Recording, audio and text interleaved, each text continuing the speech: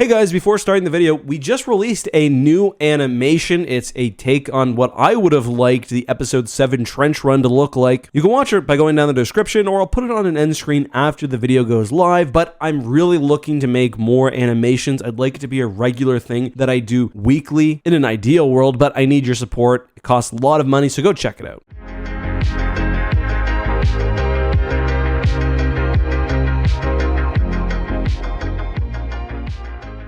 Hey guys, this is Justin. Hello and welcome to another video. Tonight we'll be discussing the two most recent episodes of The Bad Batch entitled Identity Crisis and Point of No Return. Boy, these episodes were bleak, but also really great. Before I get into my general review, however, I want to talk about something really interesting that I found in episode 10 and how it connects to the greater Star Wars universe. Now, at first this seems pretty small, but I think if we look at the overall context, there's a bigger story here. So, after Hemlock has his call with Governor Tarkin and before he calls the clone assassin, we see on his tablet he's looking at what appears to be some sort of Dark Trooper. I say that mostly because the mask is, well, very Dark Trooper-esque. It has the same eyes, but to me this quite clearly is not a Dark Trooper like we see in The Mandalorian. This is some earlier variant. We know based on The Mandalorian Season 2 that organic operators were one of the last things phased out of the Dark Trooper line by the time the Phase 3 Dark Troopers were introduced. So presumably what he's looking at is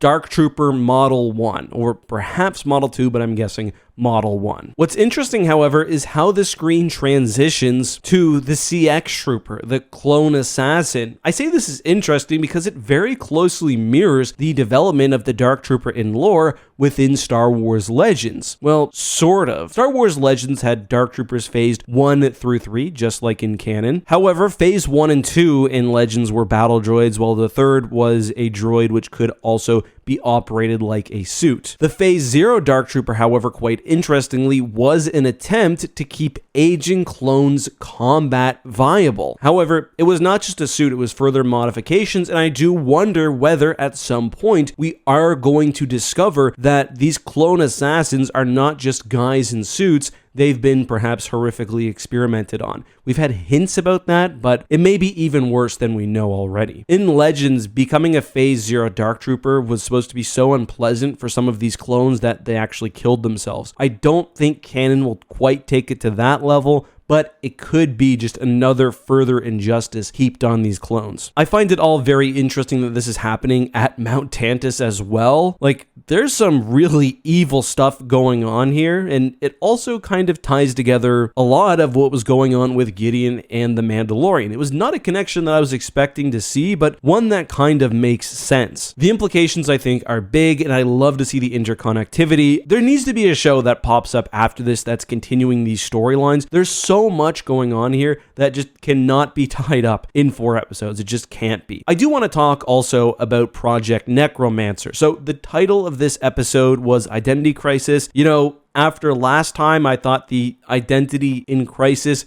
would be Omega. She's trying to square the new feeling she has after meeting Asajj with her ordinary life with the squad. No, this episode was instead focused on Dr. Carr. So this show is a really interesting companion piece to Andor. Much of Andor is about what happens when the ordinary person stands up against evil, when they do good, even in little ways, how they take those little steps against a greater evil. Well, in this episode, we see the opposite of that. We have the being who betrays their community, who sentences a child to what very well could be death for a few credits, and we have Dr. Carr, who consistently fails to stand up to true evil. I know some people see Carr as a good character, or at least a sympathetic character. I understand that to an extent, but we have to look at the evidence. Dr. Carr has consistently done small things in order to make herself feel better. She gives the child the toy at the end of this episode. That doesn't really improve the child's life. They're still kidnapped, but it makes her feel a little bit better. She's not only allowing this evil Imperial machine to chug along, but she's actively participating in the exploitation of children. Throughout the season, we've seen that she knows what's going on is wrong, but she's not brave enough to do anything about it. These are kids having blood taken from them, being shot with stun guns, being put in confinement for days on end. It's not a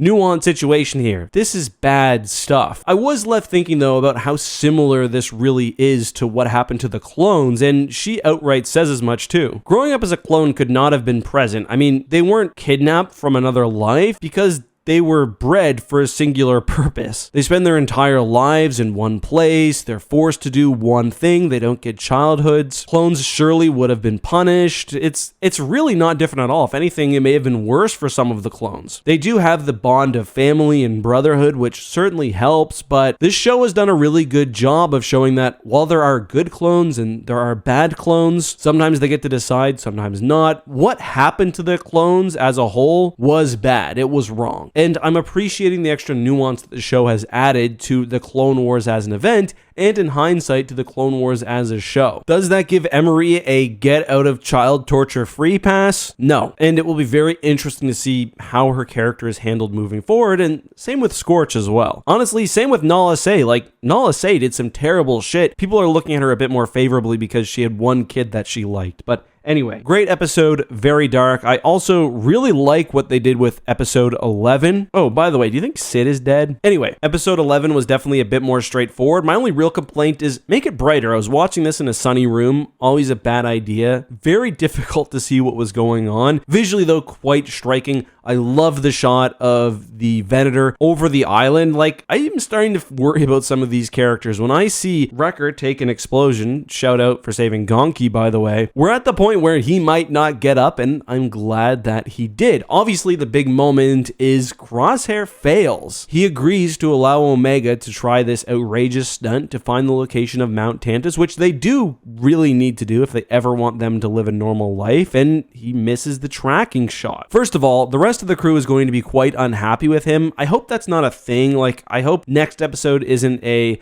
oh, can we or can't we trust him situation. That would be kind of boring. But it will be interesting to see how he'll deal with his failure. I mean, again, not that much time left. I don't think Omega's going to be separated for long. I thought Asajj Ventress was done with this show, but the end of this episode really makes me question that. Like, we see what I think is Omega using breathing and meditation techniques. I don't know whether she's reaching out to Asajj, whether she's using the Force for some other purpose. Some people thought maybe she's got a second tracker on her, which is certainly possible. Either way, very interested to see how this season ends. The Bad Batch has just been so good. I'm bummed that it's over. I say that after every episode we review. But let me know your thoughts, guys. Let me know what you think about the Dark Trooper connection, how Omega will presumably find her way back to her buddies, or they'll find their way to Mount Tantus, and what the ultimate future of Mount Tantus will be. There's a lot going on here, and I'm curious how it's going to connect to not just the series, but the greater lore. I think we've got another show which will be announced soon after the Bad Batch ends. That's my hope, at least. But hey, we'll see. Until next time, guys, be safe. Have a good one. May the Force be with you.